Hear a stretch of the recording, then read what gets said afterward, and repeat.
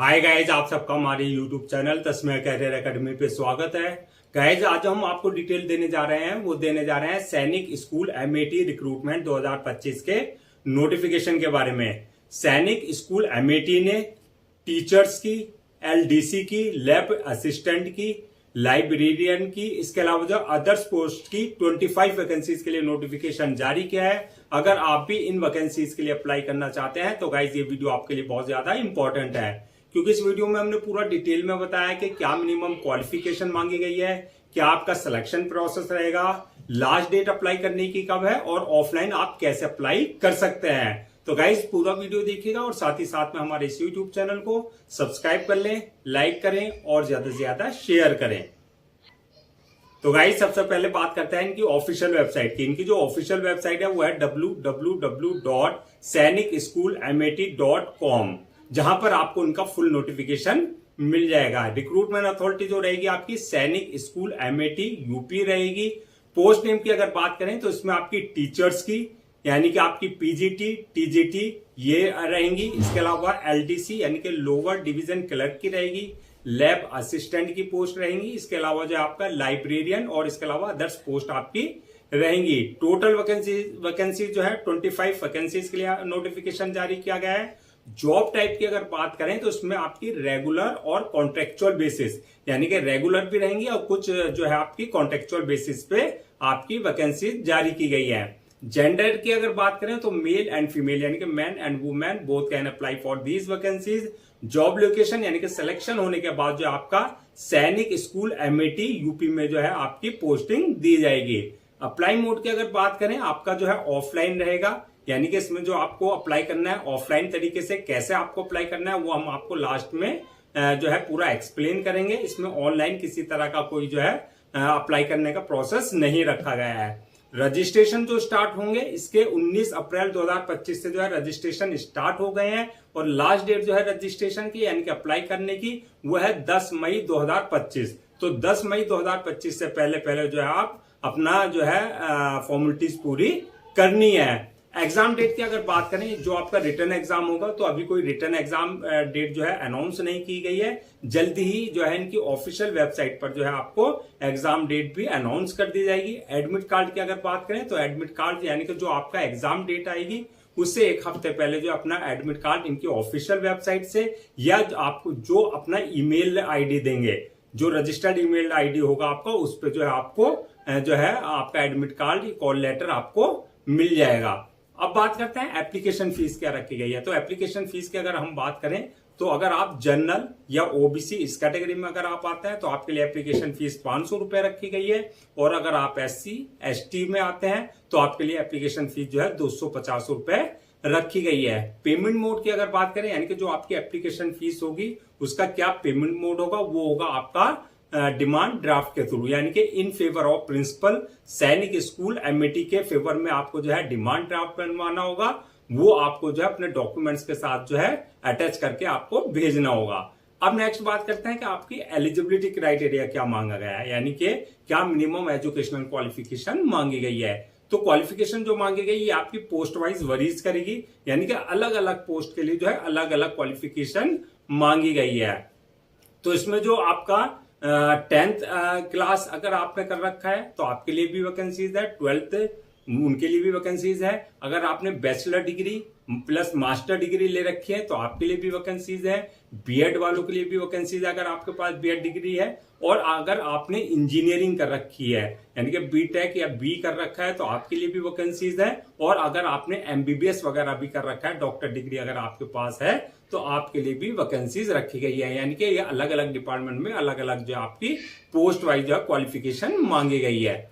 अब बात करते हैं एज लिमिट क्या रखी गई है। तो एज लिमिट मिनिमम 21 साल और मैक्सिमम 40 साल रखी गई है। ये आपकी पोस्ट वाइज वरीज करेगी। एज रिलैक्सेशन की अगर बात करें तो as per government rules and regulation जो आपका रिजर्व कैटेगरीज वाले हैं, जैसे आपका एससी हुआ, एसटी हुआ, ओबीसी हुआ, जो इनको एज रिलैक्सेशन दिया जाता है वो as per government norms age relaxation दिया जाएगा। तो यहां पर इंपॉर्टेंट बात है कि आप जिस पोस्ट के लिए अप्लाई कर रहे हैं तो उसमें देख लें कि आपका जो क्राइटेरिया है, जो आपकी एजुकेशनल बैकग्राउंड है, उसे आप पूरी तरीके से फुलफिल कर रहे हैं या नहीं कर रहे हैं। जैसे कि इसमें मेडिकल ऑफिसर्स के लिए एमबीबीएस की डिग्री मांगी गई है, तो अगर आपके पास एमबीबीएस की डिग्री है तो आप जो है मेडिकल ऑफिसर की पोस्ट के लिए अप्लाई कर सकते हैं। और टीचिंग वालों के लिए तो आपका जैसे master degree plus BEd plus experience वगैरह, तो उस हिसाब से ही आप अपना उसी पोस्ट के लिए अप्लाई करें जो आपकी एजुकेशनल क्वालिफिकेशन है।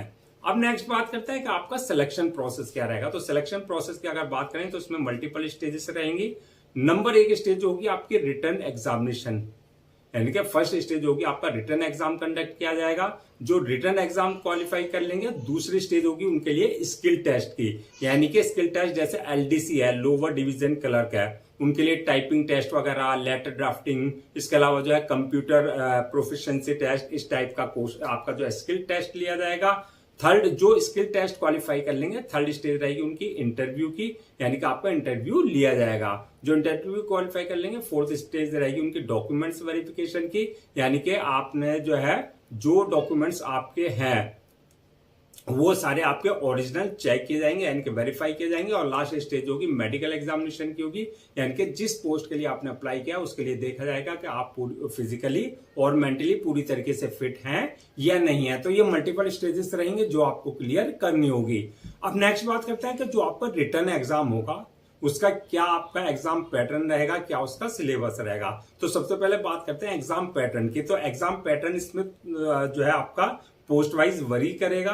तो अगर आप PGT, TGT, art master, librarian, music teacher, इसके अलावा जो है बैंड मास्टर, लैब असिस्टेंट और काउंसलर की पोस्ट के लिए अगर आप अप्लाई कर रहे हैं, तो इसमें जो एग्जाम पैटर्न रहेगा आपका, जो ऑफलाइन आपका एग्जाम कंडक्ट किया जाएगा। दूसरा, ऑब्जेक्टिव टाइप क्वेश्चंस होंगे। टोटल क्वेश्चन जो होंगे आपके 100 क्वेश्चन रहेंगे, जो कि 100 ही मार्क्स के रहेंगे, यानी कि एक क्वेश्चन आपका 1 मार्क का रहेगा। और टाइम की अगर बात करें तो आपको 1 घंटे का टाइम जो है पेपर को सॉल्व करने का दिया जाएगा। मीडियम ऑफ एग्जामिनेशन की अगर बात करें तो आपका हिंदी और इंग्लिश दोनों लैंग्वेज में पेपर होगा, जिस पे आप कंफर्टेबल हो उस लैंग्वेज में आप अपना पेपर दे सकते हैं। तो ये रहेगा आपका PGT, TGT, art master, librarian, music teacher, band master, lab assistant और काउंसलर की पोस्ट के लिए। और अगर आपने अप्लाई किया है मेडिकल ऑफिसर्स की पोस्ट के लिए, या एलडीसी यानी कि लोअर डिवीजन क्लर्क की पोस्ट के लिए, या वार्ड बॉय की पोस्ट के लिए, तो आपके जो पैटर्न, एग्जाम पैटर्न यही रहेगा। लेकिन आपका जो टोटल क्वेश्चंस होंगे 100 की जगह 50 क्वेश्चंस होंगे, जो कि 85 मार्क्स का रहेगा। यानी कि इसमें जो है सिर्फ आपका क्वेश्चन पेपर जो रहेगा वो मार्क्स का आपका डिफरेंस रहेगा। उसमें 100 क्वेश्चंस हैं, इसमें 50-50 मार्क्स, मतलब 50 क्वेश्चन रहेंगे, 85 मार्क्स के आपके रहेंगे। उसमें भी आपका ऑब्जेक्टिव टाइप क्वेश्चंस होंगे, तो और चीजें सारी सेम ही होंगी। अब बात कर लेते हैं कि आपका सिलेबस क्या रहेगा। तो सिलेबस सारी पोस्ट के लिए सेम रहेगा, यानी कि आपका जीके एंड करंट अफेयर्स से रिलेटेड क्वेश्चंस होंगे। दूसरा, जनरल इंग्लिश से रिलेटेड क्वेश्चंस होंगे। बेसिक मैथमेटिक्स से क्वेश्चंस होंगे। इसके अलावा जो आपका सब्जेक्ट है, यानी कि जो आपके एजुकेशनल बैकग्राउंड है, जो आपका क्राइटेरिया है, जिस पोस्ट के लिए आपने अप्लाई किया है, उससे ही रिलेटेड आपके सारे क्वेश्चंस आपसे पूछे जाएंगे। अब नेक्स्ट बात करते हैं कि आपकी सैलरी एंड अलाउंसेस की। तो सैलरी अलाउंसेस का अगर बात करें तो ये आपकी सारे पोस्ट वाइज वरीज करेगी। वैसे जो स्टार्टिंग सैलरी आपकी 25,000 है, प्लस 25,000 से आपका जो है 1,51,100 तक है। यानी कि जैसे जैसे आपका सिलेक्शन होने के बाद आपका एक्सपीरियंस हो जाएगा, उसके अकॉर्डिंग जो है आपका जो है इंक्रीमेंट और प्रमोशन होता रहेगा। प्लस आपके जो अलाउंसेज हैं, अदर्स बेनिफिट्स है, एज पर नॉर्म्स रहेंगे। यानी कि जो रेगुलर यानी कि परमानेंट वाली जॉब है, उनको आपका जो है अलाउंसेज और अदर्स बेनिफिट्स भी एज पर नॉर्म्स दिए जाएंगे। अब बात करते हैं कि आपको जो है अप्लाई करने से पहले क्या क्या डॉक्यूमेंट्स आपको सारे रेडी रखना है। तो डॉक्यूमेंट्स की अगर बात करें, जो सबसे पहले आपके एकेडमिक सर्टिफिकेट्स हैं या मार्कशीट है, प्लस जो आपकी प्रोफेशनल डिग्री है, ये चाहे वो अपने सेमेस्टर वाइज के है, चाहे वो अपने ईयर वाइज के है, वो सारे डॉक्यूमेंट जो है आपको पहले से जो है रेडी रखने हैं। प्लस आपका जो एक्सपीरियंस सर्टिफिकेट है, यानी कि आपका जो रिलेवेंट सर्टिफिकेट एक्सपीरियंस है, उससे कंसर्न अथॉरिटी या कंसर्न डिपार्टमेंट से आपके पास जो एक्सपीरियंस सर्टिफिकेट होना चाहिए। डीडी आपको तैयार करवाना है, यानी कि जो आपकी एप्लीकेशन फीस है वो आपको जो है डीडी तैयार रखना है। इसके अलावा सेल्फ एड्रेस्ड एनवलप आपको जो है रखना, जो 30 रुपए का पोस्टेज उस पर लगेंगे, स्टैम्प वगैरह, वो सारी चीजें आपको तैयार रखनी है। बर्थ सर्टिफिकेट, यानी कि आपके 10th की मार्कशीट में डेट ऑफ बर्थ अगर मेंशन नहीं है तो बर्थ सर्टिफिकेट आपके पास जो है कंसर्न अथॉरिटी से आपके पास होना चाहिए। डोमिसाइल सर्टिफिकेट, आपका जो है कास्ट सर्टिफिकेट, यानी कि SC ST OBC का अगर आप किसी तरह का कोई रिजर्वेशन ले रहे हैं तो कास्ट सर्टिफिकेट आपके पास जो है कंसर्न अथॉरिटी से होना चाहिए। इसके अलावा ID proof, address proof, passport size photo, signature वगैरह जो भी सारे डॉक्यूमेंट्स है वो आपको पहले से रेडी रखना है, फोटो स्टेट वगैरह करा करके, सेल्फ अटेस्ट वगैरह करा करके रखने हैं। अब बात करते हैं कि आपका अप्लाई करने का क्या प्रोसीजर रहेगा। तो जैसे कि स्टार्टिंग में मैंने बताया था आपको, आपका जो अप्लाई करने का प्रोसेस रहेगा वो आपका ऑफलाइन रहेगा। यहाँ पे आपको ऑनलाइन अप्लाई करने की जरूरत नहीं है। तो ऑफलाइन अप्लाई करने के लिए जो आपका सबसे पहले प्रिस्क्राइब्ड एप्लीकेशन फॉर्मेट है, यानी कि जो आप इनका ऑफिशियल वेबसाइट पे जो है आपका फॉर्मेट एप्लीकेशन फॉर्म का, उसे आपको फिल करना है।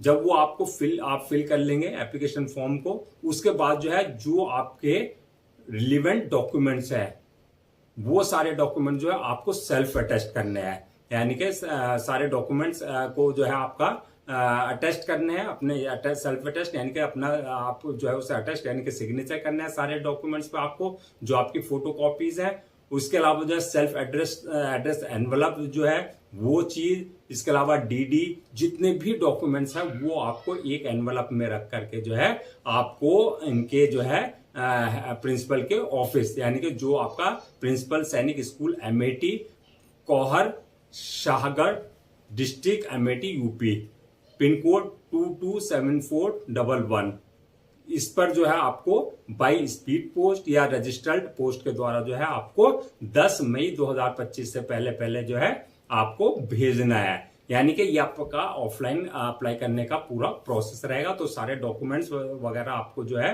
लेकर के उसको एनवलप में कर करके इसको जो है आपको इनके प्रिंसिपल साहब के जो ऑफिस है सैनिक स्कूल अमेठी का, वहां पर आपको जो है स्पीड पोस्ट से यानी कि रजिस्टर पोस्ट से भेजना है। और एग्जैक्ट आप जो है एड्रेस वो आप जो है इनके जो है ऑफिशियल नोटिफिकेशन जो है वहां पर आपको पूरा मिल जाएगा। तो गाइज ये थी आपकी सैनिक स्कूल अमेठी रिक्रूटमेंट 2025 के नोटिफिकेशन के डिटेल। आई होप आपके सारे डाउट्स क्लियर हो गए होंगे। अगर अब भी आपको किसी तरह का कोई डाउट है या क्वेरी है या कंफ्यूजन है तो आप हमसे कमेंट सेक्शन में पूछ सकते हैं, हम उसका रिप्लाई जरूर देंगे। मैं एक बार फिर से आपको रजिस्ट्रेशन डेट और लास्ट डेट रजिस्ट्रेशन की रिमाइंड करा देता हूं सो दैट आप उसे नोट डाउन कर लें। रजिस्ट्रेशन जो स्टार्ट हो गए हैं वो 19 अप्रैल 2025 से स्टार्ट हो चुके हैं और लास्ट डेट जो है अप्लाई करने की यानी कि रजिस्ट्रेशन की वो है 10 मई 2025। तो 10 मई 2025 से पहले आपको जो है ऑफलाइन तरीके से जो हमने प्रोसीजर बताया है वो उस तरीके से आपको जो है अपने सारे डॉक्यूमेंट जो है इनके